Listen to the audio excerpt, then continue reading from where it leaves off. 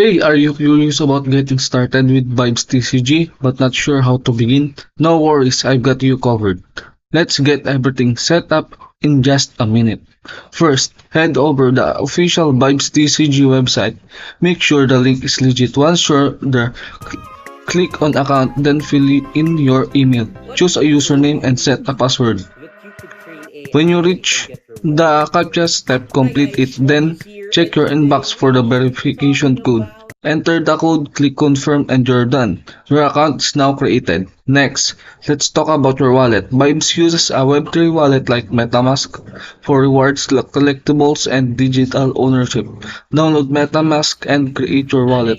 This part is super important. Once that's done, connect your wallet to your Vibes TCG account. Now, for the fun part, downloading the game. It's available on Windows, Mac, and even through the Epic Games Store. Just choose your platform, install the game, and log in using the account you created. Now, congratulations, you're now part of the Vibes TCG community. There are monthly tournaments, tutorials, and even play to learn to play sessions, so stay tuned. Make sure to follow the YGG Pilipinas on Facebook for updates and beginner-friendly video guides.